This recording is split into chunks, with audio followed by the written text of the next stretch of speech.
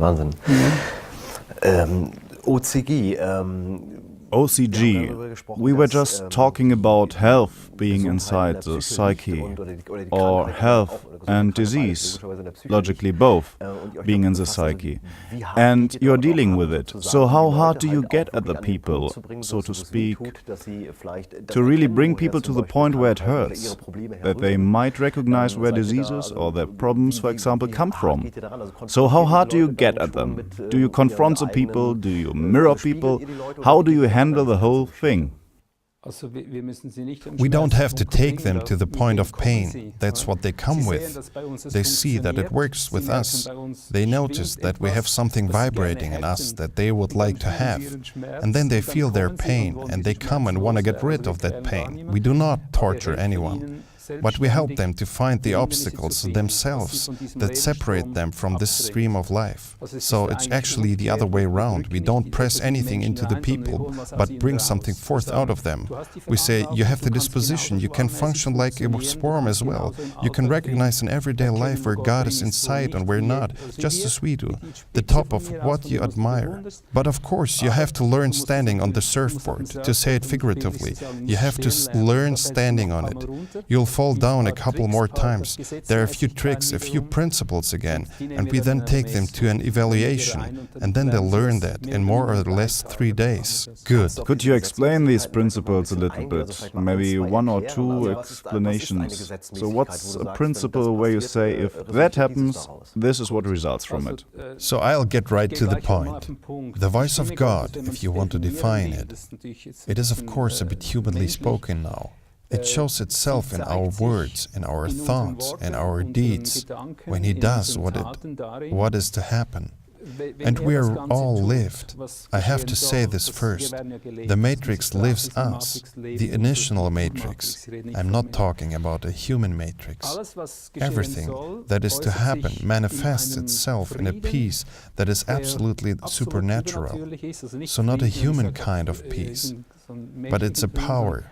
It's a flow of life. It's a really uplifting power that empowers me, where I just know, that's it. And when people come to us, we start talking about it. What is your problem?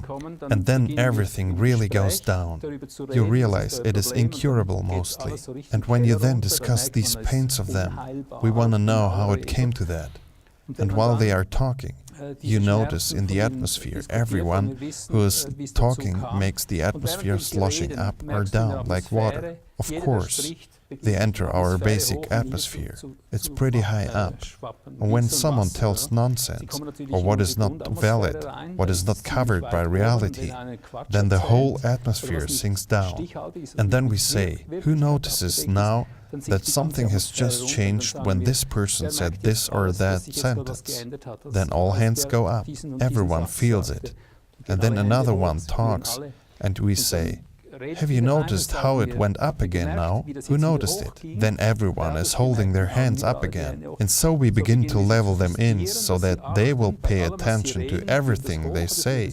Does it go up or does it go down? Does this godly power form? Does it mutually go up or mutually down? This is a shared experience. Not I have something, you have something completely different. It's a common perception. And if we train that, then we teach the people in order for them to learn recognizing themselves. If I think that, then it goes down the drain, okay? It has died. So they learn to observe their thoughts from the outside, so to speak, and stop. A sort of thought hygiene, so to say? Exactly. Just not going further. If a person is spoiled, he thinks what he wants and it goes down, and he just continues. He doesn't expect being able to surf with the spirit, but if he immediately senses when the power sinks down, that he stops and thinks, what was that now? What did I just think? Or what did I just say? Much worse when talking. Then you realize, oh, I kicked hard at my partner, for example. There was a complaint in what I said, an accusation or something. And at that point, we were moving completely downwards. And then you just learn to face it, quite matter-of-factly. Not like a priest with a threatening finger or something, but simply, that's the point where it went down. No more, no less. And so you learn to think more carefully, to talk more carefully, carefully, to act more carefully, because it is in everything, in every action, in every thought, in every undertaking, in every plan, in everything. And so we teach the people to perceive this, to resonate with this power, and they tap it in our surrounding first. But most often, after 3 days, when they go home, they can take it home with them and practice it there.